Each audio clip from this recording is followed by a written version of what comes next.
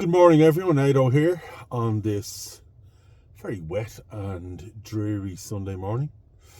I'm a former member of the Social Care Workers Board of Carew, and I'm one of the management team in Crosscare Homeless Services. 2 weeks since I've been on, and a lot has happened. And what I want to have a chat to you all about this morning is how are you all getting on with the registration process? Have some of you started?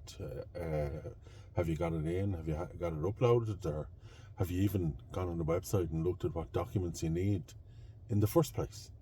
And who needs to sign them, and what the uploading process looks like, and etc. Because there's a little bit of work to do. It's not onerous by any stretch of the imagination. It's all very straightforward, really.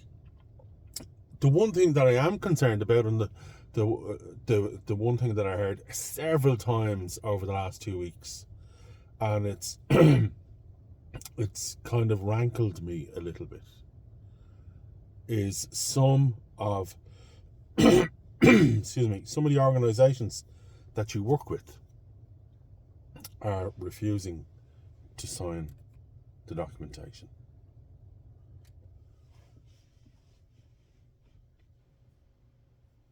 And I don't understand that, and I think it's wrong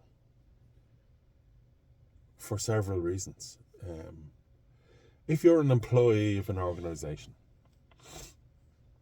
and one of the requirements for you is that the organisation stands over your professional practice and is willing to sign a document to state that as part of your registration process with a statutory board, and they refuse to do that, you've got to ask yourself what's going on there.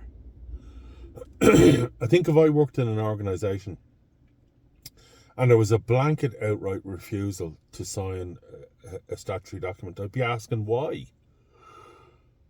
What's going on there? Have they got some advice from some, or is it just, no, we're not signing it? I've seen I've seen an email from one of one of the organisations during the week, and they'd sent an email back to one of their team saying, we don't sign external documents. And this was a big company now. This is not one of the small providers. This is one of the big providers. And my answer to that is, that's wrong. When you hire someone, when you bring them into your organisation, if you've taken them through a rigorous HR process, they have the qualifications that you require, the capabilities, they're working on the floor, they're doing a good job, nothing has come up in supervision. You're not looking to put them on a PIP, you're not looking to guide them back out the door, everything's going well. Why would you not stand over that person and sign the document? Why would you alienate yourself as a company? Why would you show disregard and disrespect for the people that you've hired? Why? I don't understand it.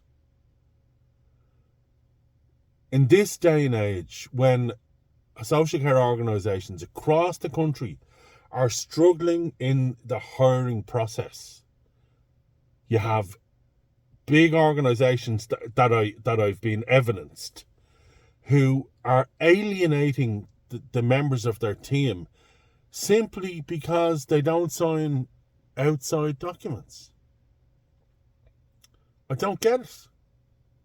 I just don't get it. If they're saying to you, no, we're not willing to sign the document because we don't believe that under the statutory mechanism that you're actually competent, well, that's a different thing. Then I'd be asking, why are you still working in the place in the first place? So it's worth considering to all of the managers, the PICs, the senior managers, the directors of all the organisations, and you know who I'm talking about. Some of the biggest residential care providers in this country are refusing to sign documents, statutory documents, to help the staff that they are employing. And when you think about it, it's absolutely nuts. So the best of luck with all your registration. I hope you all get through and get on board. And, you know, if it's causing a real difficulty for you, give Carew a bell or send them an email, because this sort of nonsense has to stop and it needs to be addressed from the top down. Talk to you all again soon. Cheers.